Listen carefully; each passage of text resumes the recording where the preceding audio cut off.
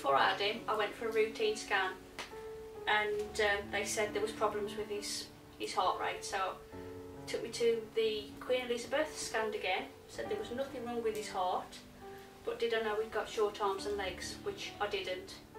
And when you go into that little room, it really does hit you that there is something wrong with your child. Within 4 hours of having him, they said he got achondroplasia, which I didn't know what that was, and it's a form of short-limbed dwarfism. So pretty much from day one, it was hospital visits, and within 2 years we've got 11 specialists involved in his care. Problems with hearing, breathing, his back, nerve damage, possible nerve damage to the spine, which could lead to paralysis, loads of different things. And if I could have wrapped him up in bubble wrap, I would have done. So when he was 5, he said, "Mom, can you ask God a favour for me?" And what was that favour? Do you remember? To get my legs strengthened. Yeah, to make it all. And I said, "I can't do it, but I know a man who can." So we saw a surgeon called Andy Gaffey at the Royal Orthopaedic Hospital. He went through with Kieran that he could lengthen the legs. Very, very painful, very long process using frames.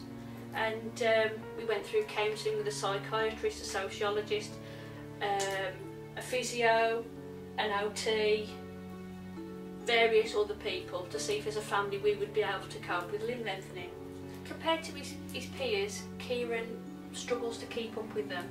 If he wants to go to the cinema, whereas his friends will be dropped off and enjoy that themselves, I have to go with him, find the wheelchair bay, lift him out of his chair into another chair onto a booster seat, because otherwise he'd fall down the back of the seat.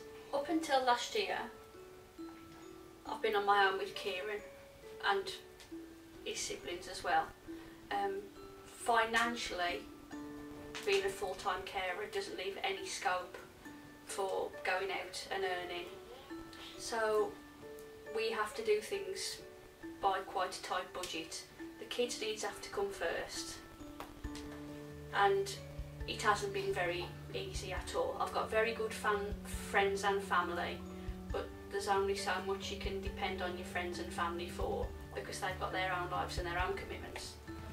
The one holiday we did go on to Scotland, we picked an holiday that was predominantly for the retired elderly people, because we knew we'd have no access trouble, and everything was planned for us. We knew everywhere would be wheelchair friendly. About 2 weeks ago, my brother Duncan sent me a text. Could he pass my details on to Pete, who he'd met at the gym? And he explained about the you make me laugh now. The guns Pete had got, explained about them, and also about the charity Love2Give. And I thought, wow, there's really are people out there that would look at a child like Kieran and think, well, why can't these kids do these kind of things with a bit of extra help, bit of a boost? I would like to go to London because the last time we went, which was in Jubilee Day, I couldn't get to see as much as I hoped to see, and I would really like to go there again.